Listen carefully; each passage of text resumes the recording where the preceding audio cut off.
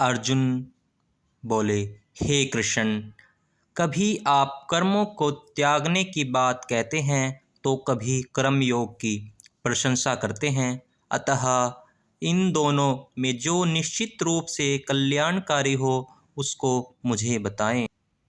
श्री भगवान बोले, संन्यास और कर्मयोग दोनों ही कल्याण करने वाले हैं, परंतु इन दोनों में कर्मयोग संन्यास से श्रेष्ठ है। हे महाभाव, जो पुरुष न किसी से द्वेष करता है और न कर्म फल की आकांक्षा करता है, ऐसे पुरुष सदा सन्यासी ही समझने योग्य है, क्योंकि द्वंद्वों से रहित पुरुष सुखपूर्वक संसार बंधन से मुक्त हो जाता है।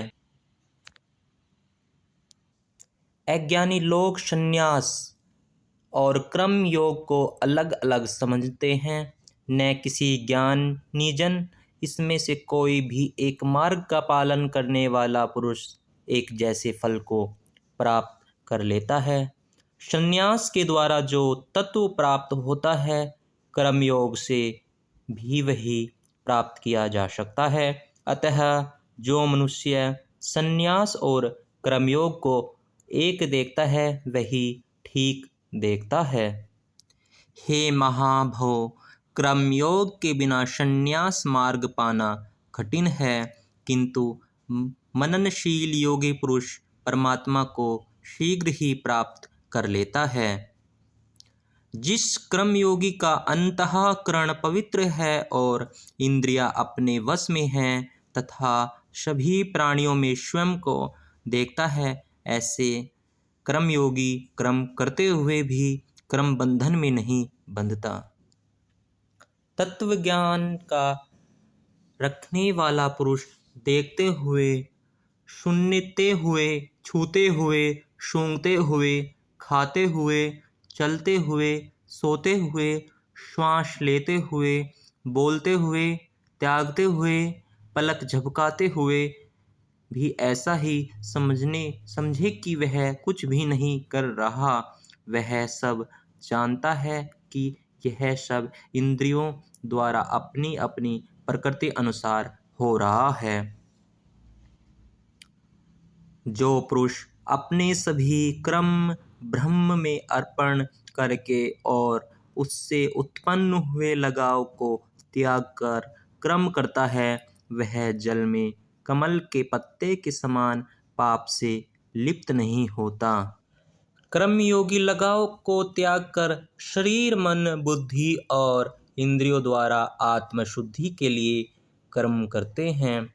कर्मयोगी पुरुष कर्म फल का त्याग करके परम शांति को प्राप्त होता है और कर्म फल में लगाव रखने वाला पुरुष कामना से बंधता जाता है। जब संयमी पुरुष मन से सब कर्मों को त्याग कर देता है, तब नवद्वार वाली इस शरीर रूपी नगरी में सुख से रहित हुए भी न कर्म करता है और न करवाता है। परमात्मा मनुष्यों के न कर्तापन की, न कर्म की और न कर्म फल के साथ संयोग की रचना करता है, किंतु स्वभाव के अनुसार ही सब बरत रहा है। परमात्मा किसी को पाप कर्म और पुण्य कर्म को ग्रहण नहीं करता, बल्कि अज्ञान ने ज्ञान को ढका हुआ है। इस कारण सब जीव मोहित हो रहे हैं, परंतु जिन्होंने अपने विवेक के द्वारा उस अज्ञानता का नाश कर दिया है, उनका वह ज्ञान सूर्य की तरह परम तत्व को प्रकाशित कर देता है। जिनका मन समत्व भाव में स्थित है, उन्होंने जीवित अवस्था में ही संसार को जीत लिया है। क्योंकि ब्रह्म निर्दोष और सम है, इसलिए वे ब्रह्म में ही स्थित है। जो मनुष्य प्रिय वस्तु को प्राप्त कर प्रसन्न न हो और अप्रिय वस्तु को प्राप्त कर चिंतित न हो, ऐसा स्थिर बुद्धि वाला ज्ञानी तथा बहा को जानने वाला मनुष्य ब्रह्म में स्थित है, ऐसा समझ लेना चाहिए। बाहरी विषयों इंद्रिय सुख से लगाव न रखने वाला पुरुष आत्मा में ही सुख प्राप्त करता है। ब्रह्म के ध्यान में एकाग्रचित्त रहने वाला पुरुष जीवन आनंद का अनुभव करता है।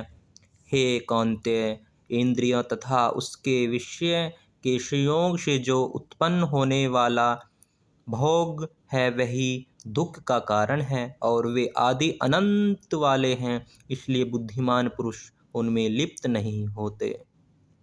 जो मनुष्य शरीर त्यागने से पूर्व काम और क्रोध से उत्पन्न वेग को सहन करने में समर्थ है, वह पुरुष योगी और सुखी है।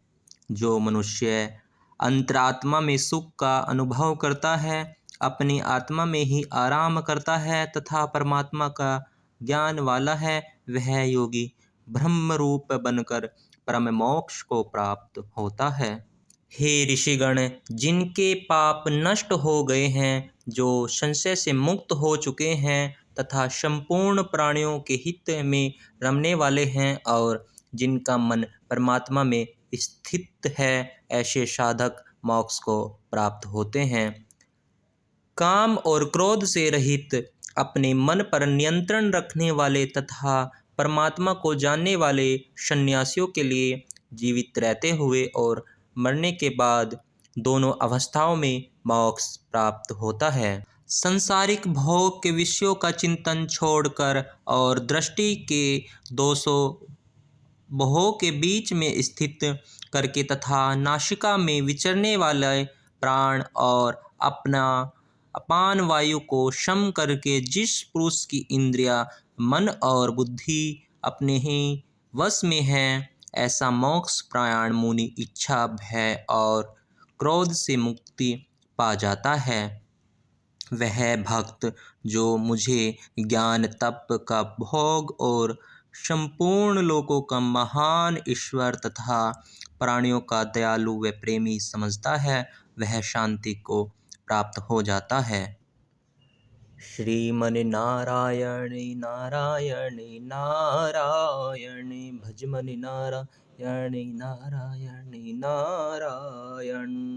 चैप्टर 5 पूर्ण हुआ। श्रीमन नारायण नारायण हरि हरि।